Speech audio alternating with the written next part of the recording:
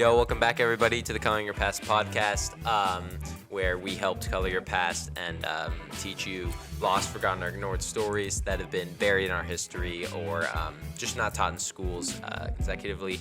Today, we have a special guest, Mike Taylor. He's going to share some of his research that he's been doing over the past couple months. And yeah, we're going to learn a bit about him, learn a little bit about what he's been researching. And yeah, we're going to have some fun and help color your past. So, all right, Mike, tell us a little bit about you. Yeah, so my name is Michael Taylor. I'm from the Bronx, and this is my third year here at Salisbury. I'm a junior at Salisbury as well. So, How's your experience been at Salisbury so far? my experience it's been great so far. And I know my freshman year coming in, I didn't really know what to expect. I was expecting something more different, and it was a culture shock for sure. Because I know all my life, not really I've been told, Mike, you gotta get out of the Bronx, but you gotta go to Salisbury. You gotta not really go to Salisbury. You gotta get a good education. Because I knew that in the end, I wanted to be something. I wanted to, do something more. And when I got here, it was like, all right, what do I do now? And I know a lot of people here helped me realize, my goal, what I have to achieve, and this place has been a special place for me. It's grown on you, basically. Yes. Yeah. All right. So, what did you decide to research? I decided to research Black women. And the reason why I decided to research Black women is because a lot of the time when you think about Black history, you think about the men. And you think about Martin Luther King Jr., you think about W.B. Du Bois and other men, Malcolm X, and you think about those guys who've done a lot to help the Black community. And they've done it in ways that's been so impactful, and it's inspired many young people now. And then a lot of people don't think about the woman. Well, you have Harriet Tubman, you have Ida B. Wells, you have those women who've accomplished so much in their lives to kind of make Black history what it is. And then there's a woman who are not told in history books. There's women who have not gotten the same amount of light as those guys. Their stories haven't been as widely spread. Yeah. So the reason why I decided to research Black women is because it was tough to be a Black person during this time. It was tough to be colored, and Especially to be a colored woman. It was so much harder because women had a whole bunch of stuff that they were going through with the women's rights movement, and it was hard for them to even vote and get their name, to be heard, get their voice to be heard, and get their names out there. So that's why I decided to research Black women. Yeah. So tell us a little bit about the stories. Which story do you think most inspired you and touched you the most? And yeah. So I researched four different Black women, and the first one I researched was Shirley Chisholm. She was nicknamed Fighting Shirley because she was the first African American woman in Congress, and it was tough to be in Congress. It's hard to get there, but to be in there for as long as I think she was in there for 12 years. Wow. And that's what? So she did it, and I felt like what she did for Black people was amazing. She was from Brooklyn. She was from New York, and she worked for her community a lot, and she did a lot for her community, and she did it when people didn't believe in her, and people didn't believe that she could do what she did, and she kept going even though she had a whole bunch of setbacks. I remember she actually ran for president, and in the 1972 Democratic presidential nomination, and they didn't even allow. She was blocked from participating in televised primary debates. She didn't, but she was taking legal action, and she was permitted to make just one speech because she was Black. Right. And then you have the fact that she's a woman. It's they don't think women can belong in those certain powers, places of power. So I liked her story. And then you have Claudette Colvin, who's the Rosa Parks before Rosa Parks. We'll touch on that a little bit later. And then you have Mary Townsend Seymour, who's the founder of Hartford NAACP. And the NAACP is, I have the dictionary. Yeah, what is it? It was created to work for the abolition of segregation and discrimination in housing, education, employment, voting, and transportation. So it's kind of to stand up for Black people's rights. Yeah, literally. Yeah. And it was to oppose racism and to ensure African Americans their constitutional rights. So what she did in Hartford, which is close to here, what she did was she worked for the people of Hartford, for the Black people of Hartford, to make sure that their voices were heard and to make sure that they received equal rights as a white people in Hartford. So is it kind of like their own NAACP in Hartford? Yeah, literally, it was in Hartford, yeah. And she worked with W.B. Du Bois, the founder of the NAACP as a whole. And she did a lot for the Black community, not only here, but in the world, or in America. So then of those Which one did I? They all obviously had some effect on you. Which one do you think had the biggest one? Like which one inspired you the most? Yeah, Of those? definitely Claudette Colvin. Her story was powerful because she did what Rosa Parks did 3 years before Rosa Parks. She Wow. did it when she was 15. Like I'm 16, she's 15. Yo, that's like I don't know if I could be able to sit on a bus with, police officers threatening to arrest me, with the bus driver yelling at me. My friends, her own friends, were on the bus saying, "Yo, Claudette, let's go, let's get out of here." Especially at that time. Yeah, Yeah. it was tough. It was tough, and she received a lot of hate for it from her own black community because she was young, and they didn't feel like she was doing the right thing. They thought felt it was like stupid. Yeah. yeah, they felt like she was being selfish, and which I thought I didn't really agree with because I feel like Rosa Parks did it because to she wanted light to be shown on the fact that black people don't have equal rights. Claudette Colvin did it. Well, the reason why she said she did it was she said history had me glued to my seat. I remember reading one of her or listening to one of her interviews. It said Rosa Parks, or not Rosa Parks, Harriet Tubman did all she did for me to get up out of my seat. That's not how this is gonna work. I'm gonna sit here because people before me worked hard for me to be in this position, and I'm not gonna stand up. History has me glued to my seat. It was a lot more personal. It's more like this is Yeah. for me rather than this is for the world. Yeah, Yeah. exactly. And even she received, like I said, she received a lot of hate, and people in the black community decided not to pursue her cases. It's like, we're not going to get into this right now. We're not going to give it light. Yeah. And so then Rosa Parks even got the idea from her. Rosa Parks was involved in Colvin's case, and she began fundraising for Colvin's bail. And Parks was hopeful that the young Claudette's arrest would embolden other young people to action and spark interest in NAACP youth meetings. She encouraged Colvin to get active in the youth council in the NAACP. And when asked, people asked Colvin, "Yo, why don't you why is your story a little known, and why does everyone think about Rosa Parks and not you, even though you did it before her and you were younger?" And she said, Colvin says the NAACP and all the other black organizations felt Parks was a good icon because she was an adult, which is understandable. Yeah. She's a little girl, she's a teenager. But then they didn't think the teenagers would be reliable, which I understand. But the crazy part that I didn't really get was that after Colvin's case, she found herself shunned by parts of her community. She experienced various difficulties and became pregnant. Civil rights leaders felt she was an inappropriate symbol for a test case. And I also read this. Parks was a little bit lighter than Colvin. Colvin was a little bit darker. So they even used that. Yeah. Wow. They even thought that Rosa Parks would be a better Candidate. Yeah, like in the newspapers or on television. They thought Wow. that she'd be, a better person to put on display because she's lighter than Colvin. Colvin's a little bit darker, which I was like, yo. That's kind of messed up. Yeah. It is. But that's why I really liked her story. It was like she went through all that, and she's still living today.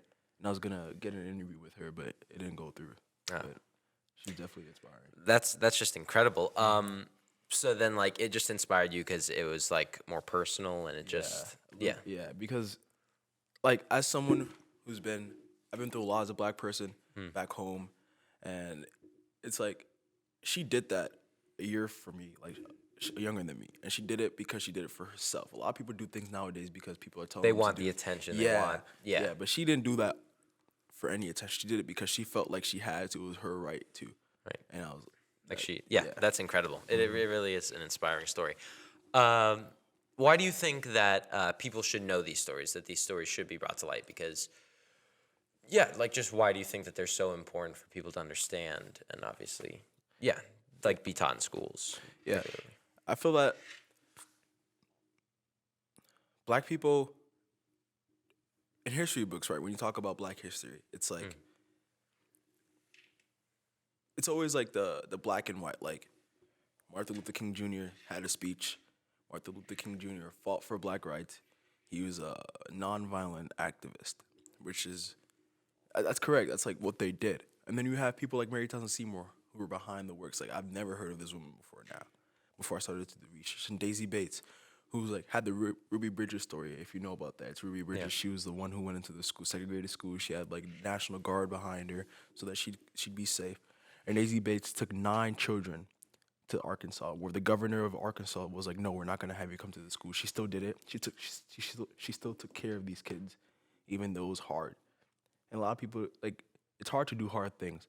But they did hard things as women, and they did hard things as black people. And that's yo, how can you beat that? And then their names are not even put in history books because people don't want to talk about hard things.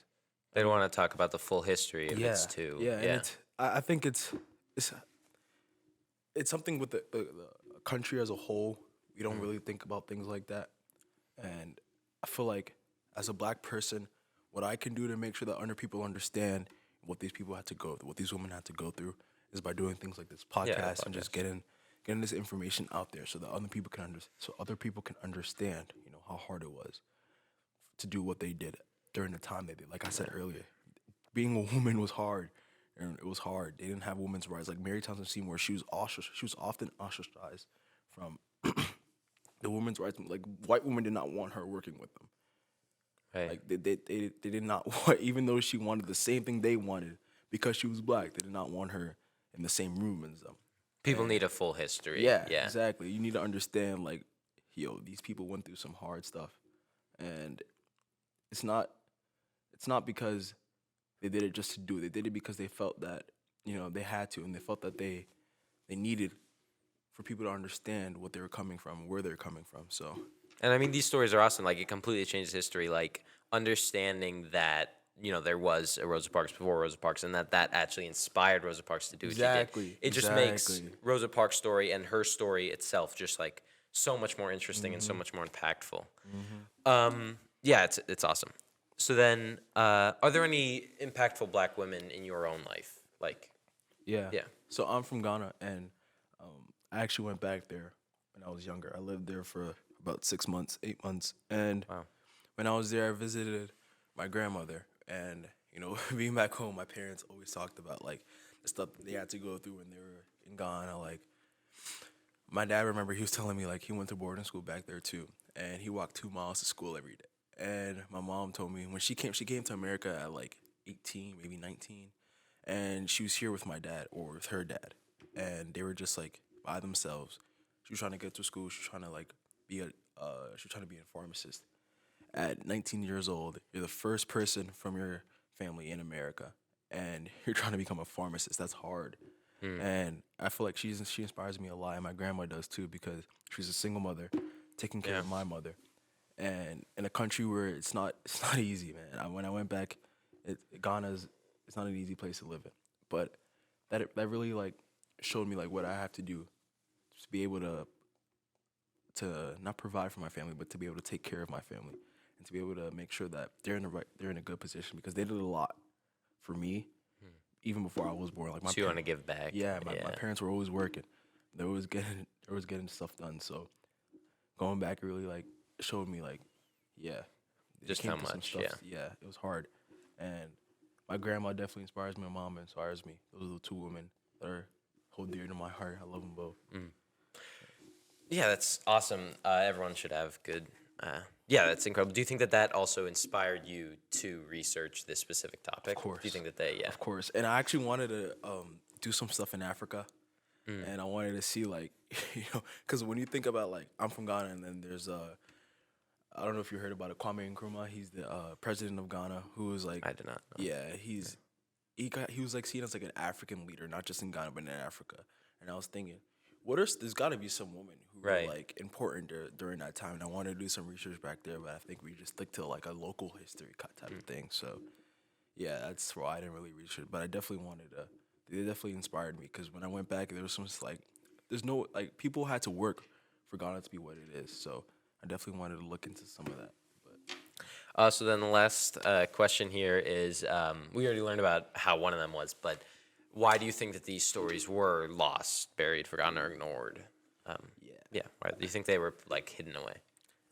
I honestly believe that people don't know about these stories not because they don't care, it's because they weren't taught the right things. Like I did not grow up learning about Daisy Bates. I grew up learning about Ruby Bridges, but I learned about the Daisy Bates, who was nicknamed the Arkansas Mother, and she was like kind of like she led a lot of people, she educated a lot of people, and she was black, and she wasn't even taught. She learned everything herself.